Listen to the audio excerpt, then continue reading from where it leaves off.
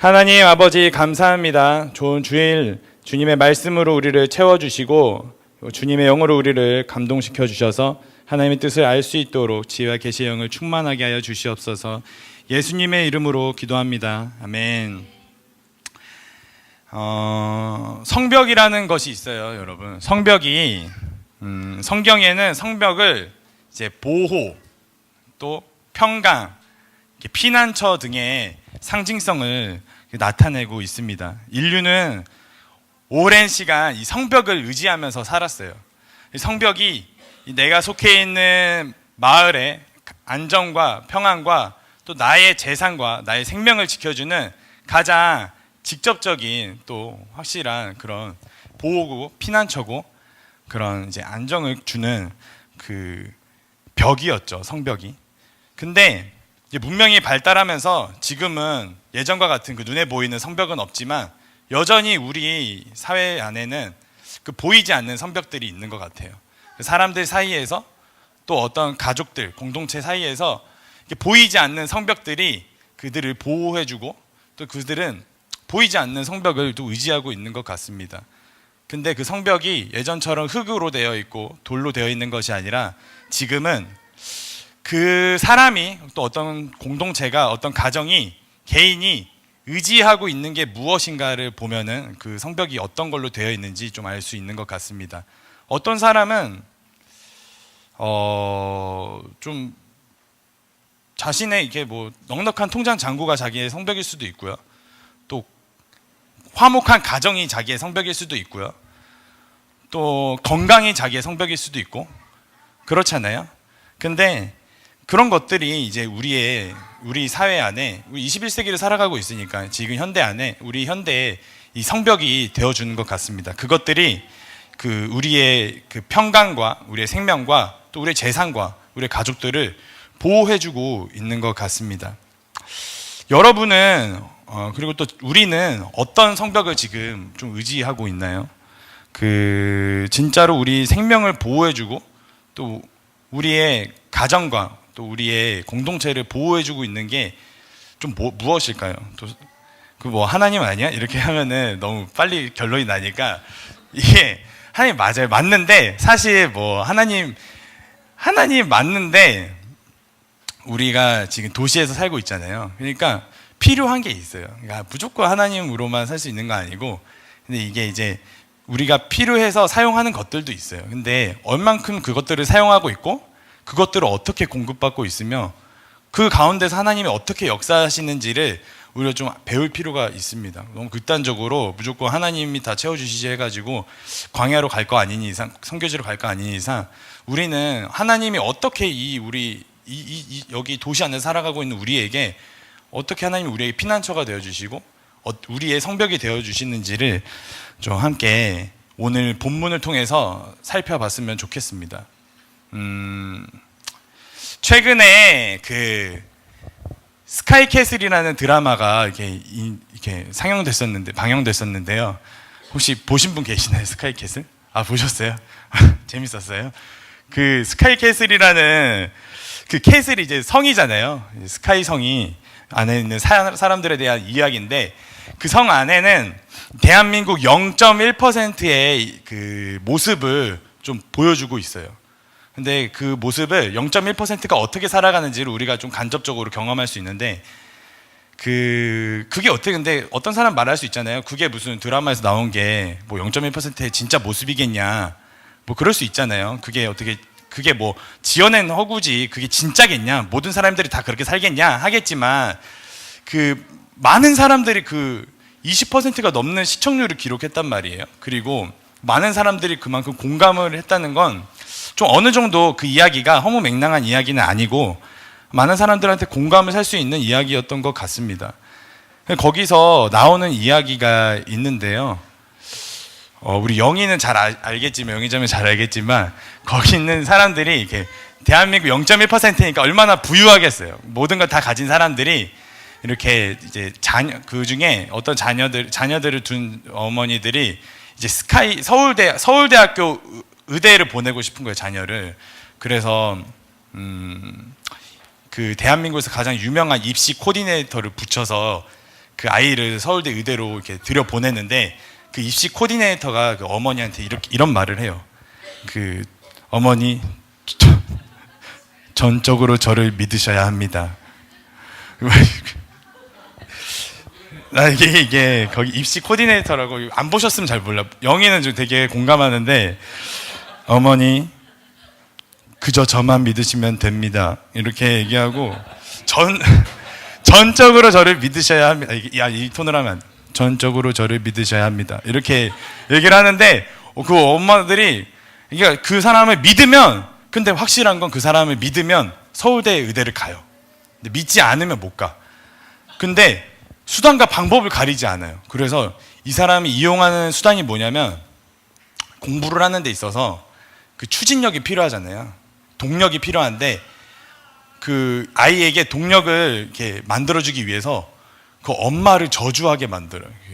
그러니까 여기까지 끌고 온 엄마 때문에 뭐 좋아하는 여자도 저 마음대로 좋아하지 못하고 공부해야 되고 뭐 이런저런 내가 하고 싶은 거 못하면서까지 엄마의 그 소원을 이루어야 되는 그런 분노가 아이 안에 있는 걸 파악하고 그 분노를 극대화시켜서 너가 그 엄마를 저주하고 싶으면 서울대 의대를 꼭 가라.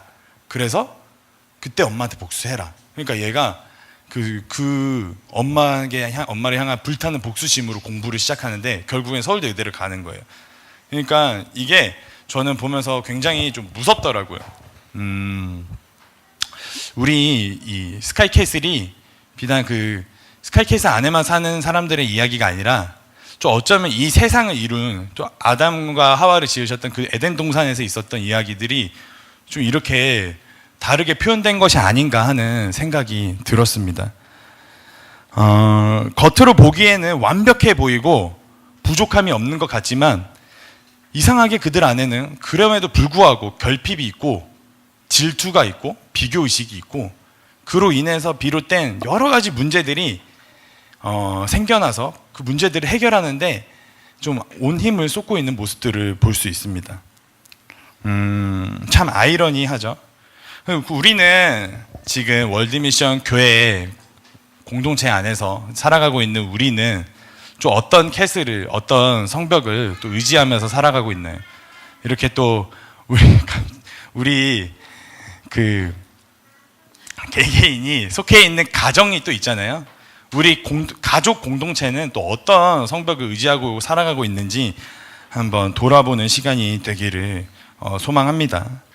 그 신명기 34장 9절을 보면요, 이제 이스라엘의 새로운 지도자 여호수아가 이렇게 세워지게 됩니다. 여호수아 이전에는 어떤 사람이었는지 여러분 다 아시죠?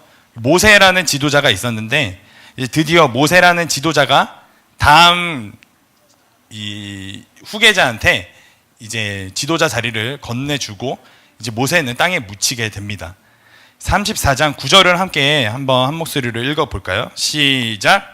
모세가 눈의 아들 여호수아에게 안수하였으므로 그에게 지혜의 영이 충만하니 이스라엘 자손이 여호와께서 모세에게 명령하신 대로 여호수아의 말을 순종하더라.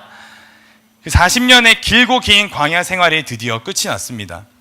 근데 이 하나님의 계획은 애굽에서 이들을 끌어내서 이제 바로 가나안 땅으로 들여보내는 것이 하나님의 계획이었어요. 그런데 이들이 가는 중에 계속 하나님한테 원망하고 불평하고 하나님을 시험하는 거예요. 아니, 그러면서도 그런데도 하나님이 참으시고 그들을 다루시고 그들을 가르치셔서 가나안 앞까지 가셨는데 가나안 땅 안으로 12명의 정탐꾼을 보냈을 때 결정적으로 그들이 하나님한테 큰 죄를 저질러요. 이 땅을 하나님이 우리한테 주신다고 분명히 말씀하셨는데 하나님을 신뢰하지 않고 하나님 불신하고 이곳까지 끌고 온 하나님을 원망하고 차라리 애굽에서 죽었으면 나을 뻔했는데 왜 여기까지 우리를 끌고 왔냐 막 이러니까 하나님이 더 이상 그들과 함께 하실 수 없어서 그들을 그 광야에서 심판하시고 다음 세대를 세우시게 됐습니다. 40년 동안 이렇게 돌면서 광야에서 그들은 훈련을 받았어요. 하나님을 경외하는 법, 하나님을 존중하는 법, 하나님이 사람을 통해서 역사하시는 그 질서를 받아들이는 법, 그 안에서 역사하시는 하나님을 존중하는 법을 이렇게 훈련받았습니다. 드디어 훈련된 이제 다음 세대들이 세워지고 마침내 이제 요단 강 앞에 쓴 것이죠. 요단강이 이렇게 있고 요단강이 일자로 있고 이제 이쪽은 여러분이 보시는 이쪽은 이제 요단 건너편이고 이쪽 건너가면 이제 여기가 가나안 땅인 거예요. 그러니까 이제 이 강을 건너가면 이제 하나님이 약속하셨던 그 약속의 땅이 수백 년 전에 하나님이 약속하셨던 아브라함한테 약속하셨던 그 땅이 이제 이스라엘 백성들을 기다리고 있는 것입니다.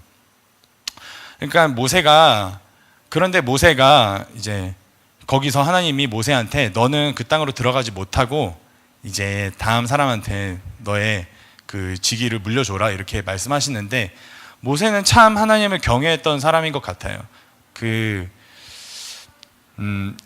모세한테 이렇게 버킷리스트 한번 작성해 보라고 주면은 1에서 이렇게 10가지 한번 적어봐라. 죽기 전에 너가 할 일 적어보라 하면은 그 요단강 건너서 거기 가나안 땅으로 들어가 보기를 1부터 10까지 다 적지 않았을까요? 그런데 그 죽기 전이니까 한번 약간 미친 척하고 한번 가볼 수도 있잖아요. 하나님이 다 알아서 용서해 주시겠지. 아니 얼마나 가보고 싶겠어. 죽으면 못 가는데. 근데 모세는 참 하나님을 경외했던 것 같아요. 그냥 하나님이 말씀하시니까 거기서 모세가 이미 지금 기력이 쇠하지도 않고 시력도 쇠하지도 않았는데 하나님 말씀에 순종하고 거기서 여호수아에게 안수를 해주고 모세는 역사의 뒤편으로 이렇게 남게 되었습니다. 40년간 잘 훈련받은 사람들이 이제 드디어 여호수아를 이렇게 선두로 해서 요단강 앞에 서게 된 것이죠. 그렇게 여호수아서는 이렇게 시작이 됩니다. 여호수아가 모세를 계승함으로써 여호수아서는 시작을 하게 됩니다. 우리 여호수아서 1장부터 9절을 다 같이 한 목소리로 한번 읽어볼까요? 1장 1절부터 9절입니다. 자, 시작.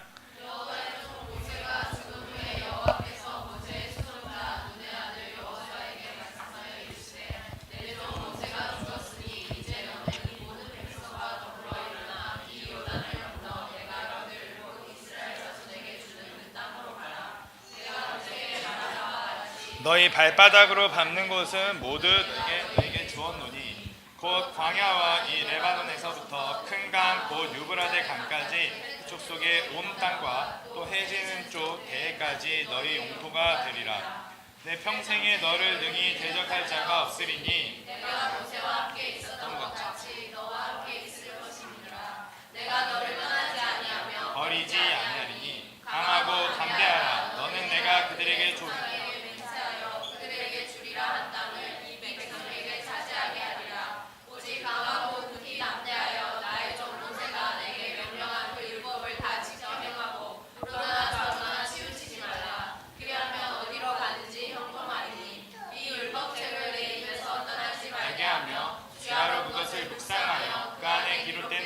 지켜 행하라. 그리하면 내 길이 평탄하게 될 것이요 내가 형통하리라. 내가 내게 명령한 것이 아니냐. 강하고 담대하라. 두려워하지 말며 놀라지 말라. 내가 어디로 가든지 내 하나님 여호와가 너와 함께 하느니라 하시니라. 아멘. 그 오래전에 이제 아브라함에게 주셨던 말씀의 성취가 이제 눈앞에 다가오게 된 것입니다. 하나님은 여호수아에게 강하고 담대하라면서 용기를 북돋아 주셨습니다. 수백만 명의 이스라엘 백성들을 데리고 요단 앞에 섰는데 이 여호수아의 심정이 어땠을까요? 왜 하나님은 강하고 담대하라면서 이렇게 굳이 계속 강하고 담대하라 이렇게 용기를 북돋아 주셨던 것일까요? 새로운 일을 행하기에 앞서서 좀 사람은 어느 정도 좀 두려움과 막막함이 생기기 마련인 것 같습니다. 그런데 이 거대한 일을 앞두고 있는 여호수아는 그 두려움과 막막함이 좀 크지 않았을까? 심히 커서 이렇게 하나님이 용기를 북돋아주지 않으시면 안 되는 수준으로 좀 많이 떨리고 두려웠던 것 같습니다. 저도 개인적인 이야기를 하나 하자면 저도 결혼을 앞두고 좀 이렇게 막막한 시절이 있었습니다. 이렇게 여기 저를 보세요. 너무 이렇게 여기저기를 다 살피시는데 저를 보시면 될 것 같아요. 결혼을 앞두고 이렇게 제가 두렵고 떨리는 일이 있었는데요. 왜냐하면 저희 둘 다 이렇게 간사 생활하고 있으니까 결혼을 하긴 해야 되는데 가진 게 없는 거예요. 근데 막상 결혼을 하기 위해서는 좀 한 수천만 원의 재정이 필요한 거예요. 근데 뭐 사랑하는 마음만으로 결혼을 할 수 있는 건 아니잖아요. 둘이 좋아한다고 뭐 애도 아니고 그렇게 결혼할 수 있는 건 아니고 현실적인 그 결핍들이 있었어요. 그런 것들이 채워져야 결혼할 수 있는데 이게 너무 막막한 거예요. 그렇게 막막하고 두려움에 이게 사로잡혀 있었는데 2016년 12월 31일 날 교회에서 이제 송구영신 예배를 드리는데, 송구영신 예배를 드리면 우리 다 같이 받은 말씀 나누고 이렇게 하잖아요. 2017년 앞으로 펼쳐질 새해를, 새로운 한 해를 어떻게 살아갈 것인지 하나님에게 말씀을 구하고 받은 말씀을 나누는 시간에서 저랑 조인희 자매랑 같은 말씀을 받은 거예요. 그러니까 서로 각자 다른 루트로 그 말씀을 받은 건데, 이게 저는 너무 놀라운 거예요. 이 말씀 나누는데. 그러니까 이 성경에서 이 수많은 구절 중에서 하필이면 그 구절을 선택해서 2017년을 같은 말씀으로 시작하게 됐다는 것이, 그 하나님이 역사하시지 않았다면 일어날 수 없는 일이었어요. 근데 이게 아니나 다를까 이 말씀이 우리 가운데서 이렇게 컨펌 받고 나서, 말씀으로 컨펌 받고 나니까 일이 풀리기 시작하는 거예요. 이렇게 좀 막혀 있던 일들이 풀리고 또 재정도 채워지고, 결과론적으로 저희 둘이 결혼도 잘하고, 이렇게 저희가 그때 받은 말씀이 고린도후서 5장 화목하게 하는 직분이었는데, 지금 이제 저희가 되게 굉장히 화목하게 하고 있잖아요. 그래서 이 직분을 감당하려고 노력하고 있어요, 저희도. 근데 하나님 주신 말씀이라서 저희도 노력하고 있습니다. 근데 하나님이 우리한테 주셨어요. 그래서 이 말씀을 이루시는 분이 하나님이신 거예요. 그러니까 할 수 있는 거예요. 내가 하려고 할 때는 잘 이게 두렵고 떨려 막막했는데, 하나님이 주시고 하나님이 하시겠다고 하시니까 하나님을 바라보게 되고 할 수 있게 되는 것 같습니다. 여러분들도 매일 아침에 새로운 날을 맞이하잖아요. 그러니까 묵은 날을 맞이하시는 분은 단 한 명도 없잖아요, 우리 가운데. 경험해봤던 날을 다시 맞이하는 사람은 없을 것입니다. 그러니까 새로운 날을 맞이하는 데 있어서 그냥 미지의 세계를 그냥 되는 대로 막 사는 것보다, 이 날을 하나님이 어떻게 계획하셨는지, 이 하루를 어떻게 하나님이 보내시기 원하시는지 아침에 이렇게 하나님 말씀을 구하고 그 말씀대로 이루시는 하나님을 바라보면서 하루를 살아가는 것이 참 우리에게 참된 복이 되는 것 같습니다. 그러니까 너무 힘들면은 하루에 이렇게 잠언 같은 거 한 장도 되게 10분이면 읽잖아요. 그러니까 읽는 것도 힘들면 드라마 바이블로 듣기라도 하면은 되게 이렇게 잘 들을 수 있어요. 손쉽게 접할 수 있어요. 그러니까 하나님의 말씀이 우리 하루를 어떻게 이끌어가는지 한번 여러분들도 같이 경험해 봤으면 좋겠습니다. 또 새로운 하루뿐만 아니라 진짜로 새로운 일을 앞두고 계신 분들도 계시잖아요. 그런 분들은 더더욱 하나님의 말씀을 좀 구해 보셨으면 좋겠습니다. 하나님이 말씀을 주시면은 하나님이 책임지시는 삶을 살게 되고요. 하나님 말씀 없이 가면은 내가 책임지는 삶을 살게 돼요. 그러니까 하나님 말씀이 여호수아에게 임해서 여호수아는 하나님이 책임지는 이제 사람이 됐어요. 그 일은 하나님이 책임지는 일이에요. 그러니까 이 백성들이 거기서 멸망을 당하든지 멸망 안 당하든지 그건 이제 하나님의 일인 거지 여호수아의 일이 아닌 거예요. 그러니까 이제 두려움과 떨림으로부터 자유할 수 있는 것이죠. 여러분들이 새로운 곳으로 나아가기에 앞서서 하나님이 주시는 말씀을 받고 그 말씀으로 예배하는 여러분들이 되기를 축복합니다. 여리고 성에 느닷없이 정탐꾼이 이제 찾아옵니다.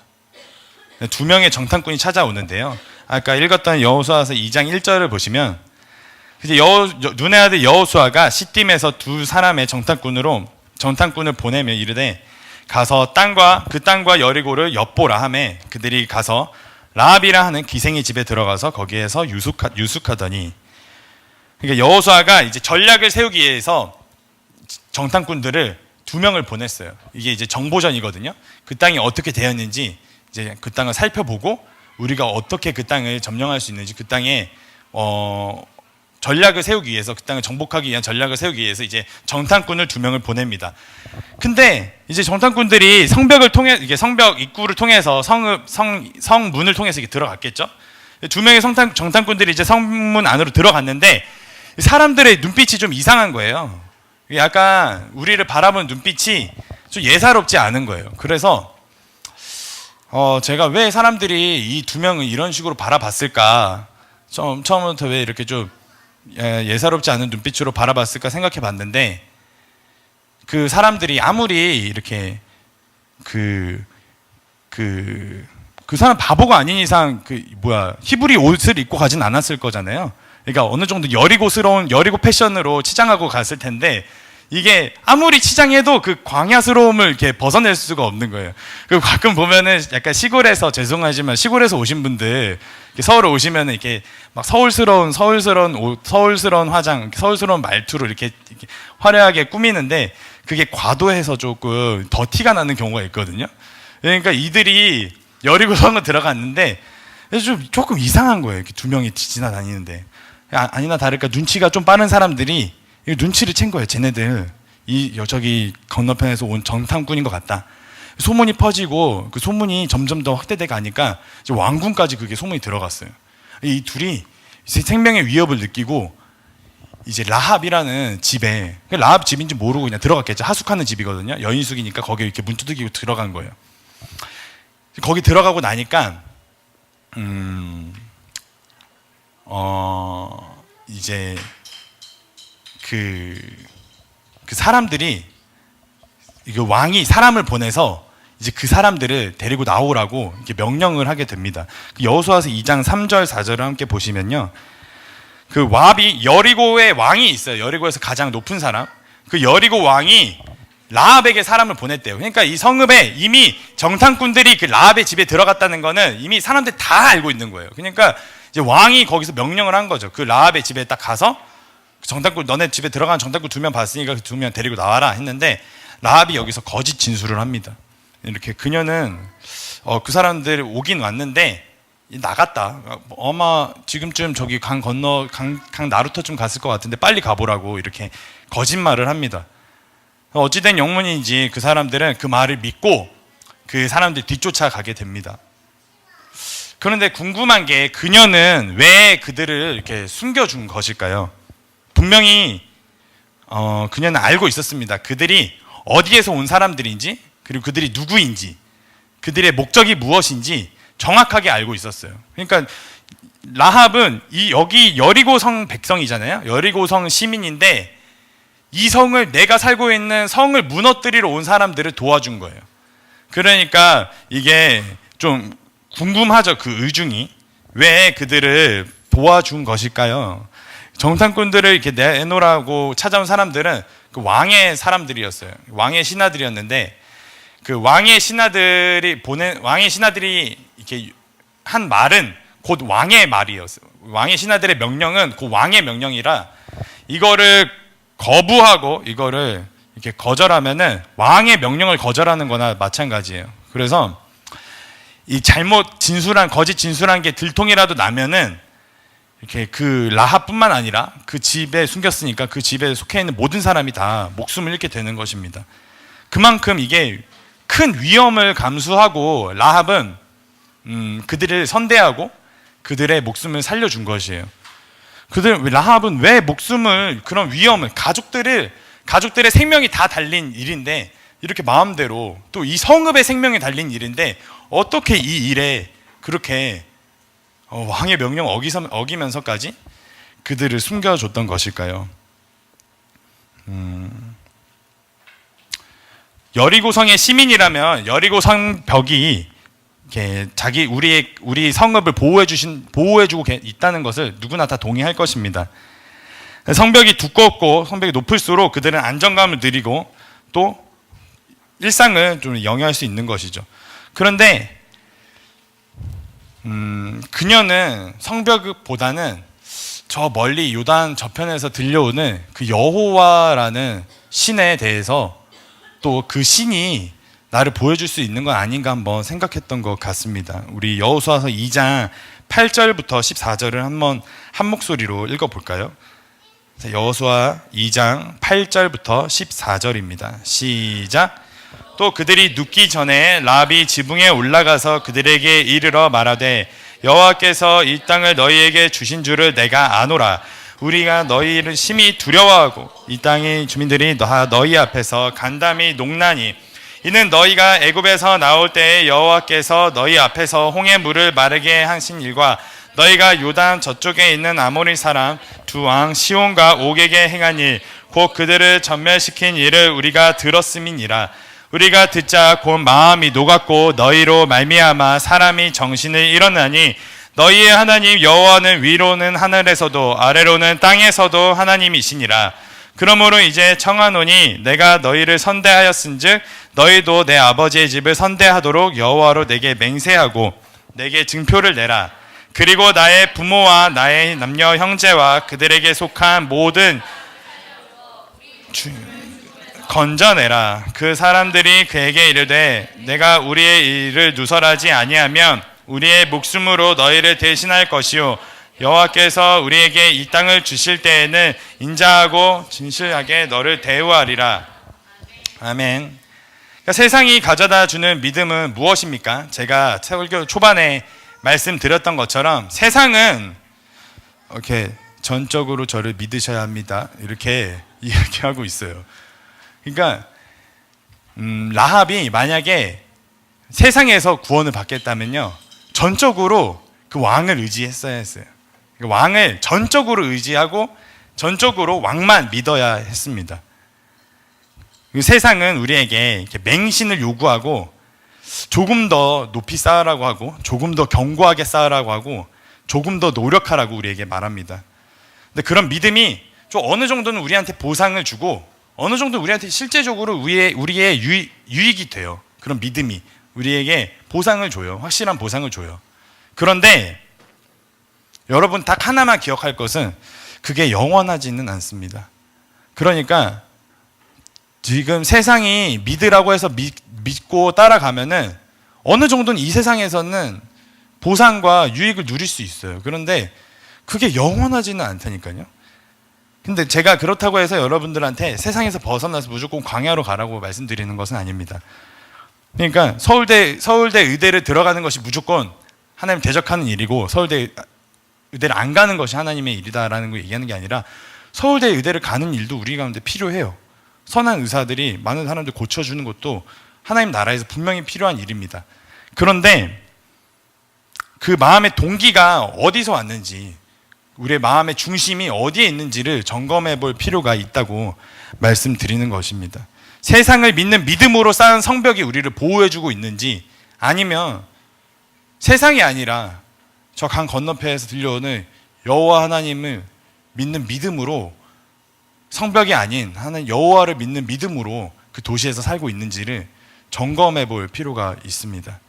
그러니까 도시에서 주어지는 것들을 그냥 단순히 이용하는 수준이 아니라 그것들을 믿지는 말아야 돼요. 그냥 이용하는 수준에서 어느 정도 이용하고 어느 정도 사용하면 좋아요. 근데 사용해야 돼요. 저도 사용하고 있고 우리 모두 사용하고 있는데 그거를 믿으면 안 돼요. 그게 우리를 보호해 줄 것이라고, 그게 우리의 생명을 지켜줄 것이라고 절대로 믿으면 안 됩니다. 믿음을 줘서는 안 됩니다. 하나님이 공급해 주시는 것을 믿기를 바랍니다.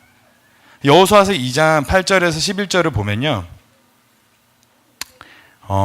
라합이 지붕에서 이제 지붕 위에 숨겨놨거든요. 사람들을 이제 그 사람들을 보내고 지붕 위로 이렇게 올라가는 거예요. 근데 거기 가서 말하는 게, 이 땅을 여호와께서 이 땅을 너희에게 주신지를 내가 아노라라고 이야기해요. 그리고 너희를 애굽 땅에서 인도해내신 여호와 하나님에 대해서 이미 들었다. 그리고 그 신이 진짜로 참 하나님이더라. 그러니까 이 고백이 라합뿐만 아니라 여리고 성읍 안에서는 그 여호와 신이 어떻게 이스라엘 백성들이 여기까지 인도해냈는지 다 알고 있는 거예요. 그리고 정말 놀라운 게 이 성읍을 이스라엘 백성들에게 주기로 했다는 것까지 알고 있는 거예요. 그 라합의 믿음이 어떤 믿음이냐면요, 히브리서 11장 31절에 나오는데 우리 함께 한 목소리로 한번 읽어볼까요? 히브리서 11장 31절입니다. 믿음으로 같이 읽어보겠습니다. 시작. 믿음으로 기생 라합은 정탐꾼을 평안히 영접하였으므로 순종하지 아니한 자와 함께 멸망하지 아니하였도다. 그러니까 믿음으로 라합은 순종했어요. 그러니까 반대로 순종하지 않은 사람들은 멸망한 거예요. 그러니까 하나님이 이 성읍에 있는 모든 사람들에게 이미 말씀하신 거예요. 이 땅은 너네 땅이 아니라 강 건너편에 있는 이스라엘 백성들에게 내가 주기로 했다라는 말씀을 하나님 이미 하신 거예요. 그런데 이 말씀에 순종한 사람 단 한 명만 멸망을 당하지 않았고, 이 말씀을 대적하는 사람들은 멸망을 당했어요. 그러니까 우리가 이게, 그러니까 교회 밖에 있는 일이 아니라 교회 안에서도 이런 일들이 일어나요. 그러니까 우리가 하나님이 우리한테 어떤 말씀을 하고 있는지, 하나님이 어떤 분이신지, 하나님이 우리 삶에서 어떤 걸 요구하고 계신지, 하나님이 우리한테 어떤 명령을 하고 계신지 이미 다 알아. 다 아는데도 하나님을 대적하는 거예요. 다 아는데도 순종하지 않는 거예요. 그러니까 그게 하나님한테는 큰 죄가 되는 거예요. 근데 다 알면은 행동으로 순종을 해야 돼요. 하나님이 주시기로 했다고 하면은 거기에 반응을 해야 돼요. 하나님이 말씀하셨으면 아멘을 해야 돼요. 근데 하나님이 어떤 분이신지도 알고, 하나님이 어떻게 행하시기로 하신지도 알고, 교회가 어떤 비전으로 가는지도 알고, 내 가정에 어떤 비전을 주셨는지도 아는데 하기가 싫은 거야. 하기가 여러 가지 이유가 있겠죠. 뭐 어떤 사람은 뭐 거기 자기 밭이 커서 그 사람들 넘겨주기 싫은 사람도 있겠고, 또 어떤 사람들은 또 뭐 이제 결혼식을 앞두고 있어서 결혼을 해야 되는 사람도 있고, 뭐 이런저런 이유로 예수님이 오셨을 때도 똑같이 그들은 예수님의 말씀에 불순종을 했습니다. 그러니까 여기서 하나님이 무조건 그 사람들 진멸하신 게 아니라 그 사람들이 분명히 얘기하고 있어요. 순종하지 아니한 자들과 함께 순종하지 아니해서 그들이 멸망당했고, 라합은 순종해서 하나님한테 구원을 받았다고 이야기하고 있습니다. 그러니까 라합은 믿음으로 구원을 받았습니다. 이 땅을 넘겨주시기로 했다는 여호와 하나님의 말씀에 그녀는 순종했던 것입니다. 하나님의 뜻에 순종하지 않고 하나님 대적하여 싸우려 했던 사람들은 다 멸망을 당하게 되었습니다. 하나님한테 순종했던 단 한 사람, 그 한 사람과 함께 라합은 이제 그 이스라엘과 함께 그 멸망을 당하지 않게 된 것이죠.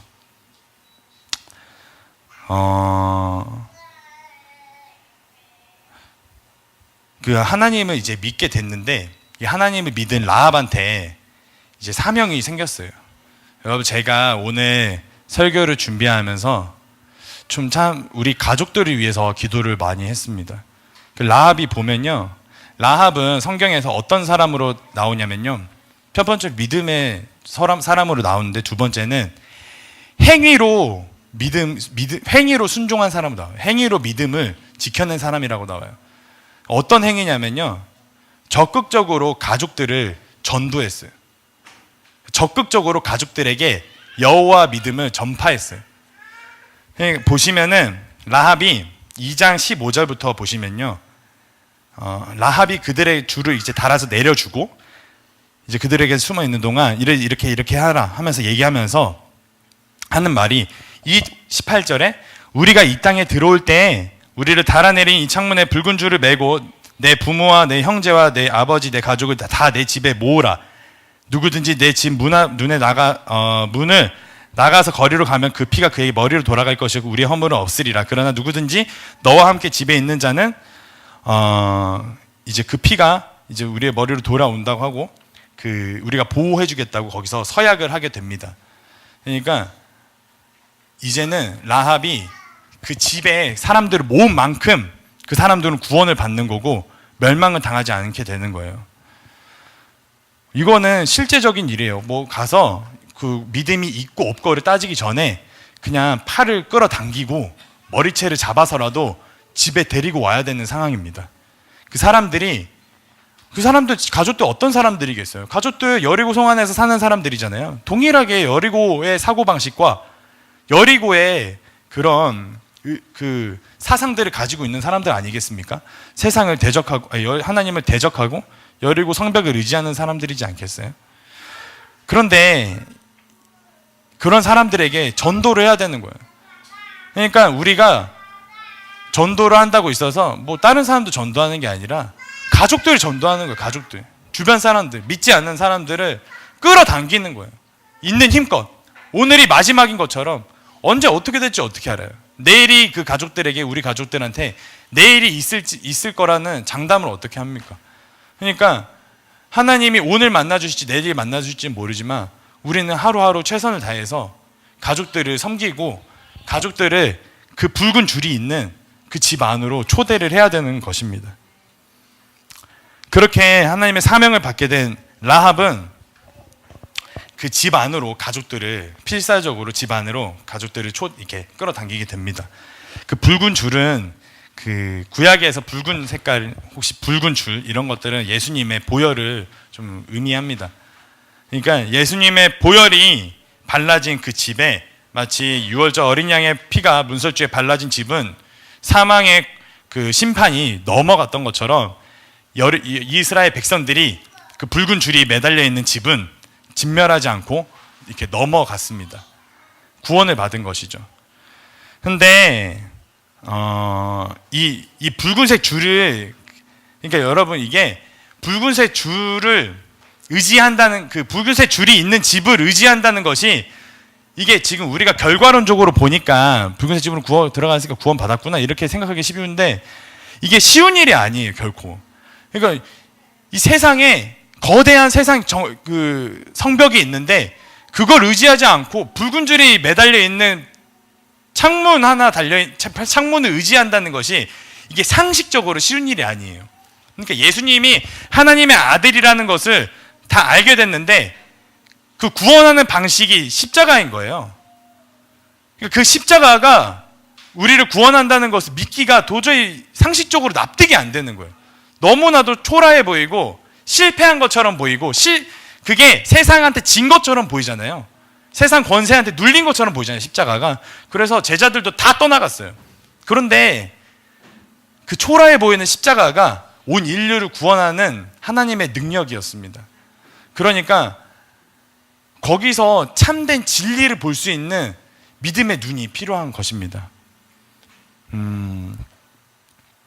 그 믿음을 가진 한 사람이 그 가족들을 그 믿음 안으로 데리고 오고 전도하고 방주로, 예수님의 몸 안으로, 라합의 집 안으로 데리고 오는 것이죠.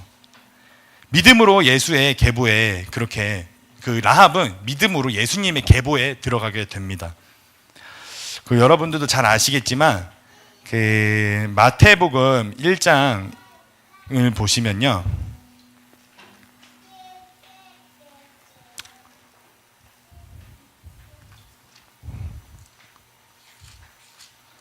1절부터 5절까지를 한번 보시면은, 이제 아브라함과 다윗의 자손 예수 그리스도의 계보라. 아브라함이 이삭을 낳고 이삭은 야곱을 낳고 야곱은 유다와 그의 형제들을 낳고 유다는 다말에게서 베레스와 세라를 낳고 베레스는 헤스론을 낳고 헤스론은 람을 낳고 람은 아미나답을 낳고 아미나답은 나손을 낳고 나손은 살몬을 낳고 살몬은 라합에게서 보아스를 낳고 보아스는 루색에서 오벳을 낳고 오벳은 이새를 낳고 이새는 다윗 왕을 낳으니라. 그러니까 이 라합이요, 이스라엘 사람도 아니었는데 이 믿음으로 그 이스라엘 그 정통 유대인 계보 안으로 들어가요. 그것도 다윗 그 계보 안에서 보아스, 그 성경에서 나오는 의인 중에 의인인 보아스가 이게 이 자매 라합에게서 나오고요, 라합으로부터 시작되고 나오고, 또 그 계보는 다윗과 또 예수 그리스도까지 이어지게 됩니다. 그러니까 이렇게 믿음으로 우리는 이스라엘 안으로, 이스라엘 한 예수 그리스도 족보 안으로, 믿음의 계보 안으로 들어갈 수 있다는 것을 우리는 말씀을 통해서 알 수가 있습니다.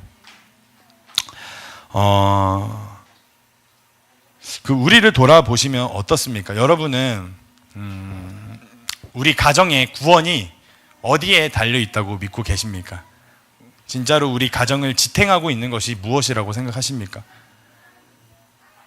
다 세상 마지막 날이 왔을 때 정말 우리 가정이 구원받을 수 있는 유일한 하나가 있다면 그것이 무엇이라고 생각하십니까?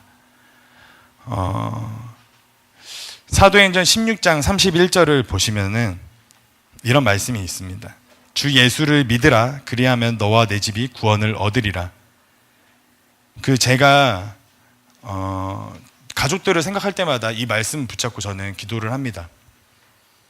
주 예수를 믿으면 가족이 구원을 받고 믿지 않으면 가족들이 구원을 못 받는 거예요.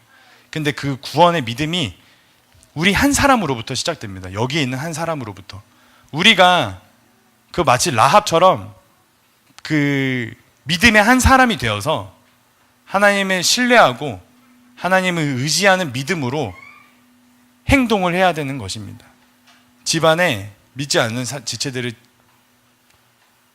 복음을 전하고 또 세상에 눌려있는 사람들 위로하고 그들을 축복하고 그들을 섬겨야 하는 것입니다. 있는 힘을 다해서 그 붉은색 줄이 달려있는 그 구원의 집 안으로 그들을 데리고 와야 하는 것입니다.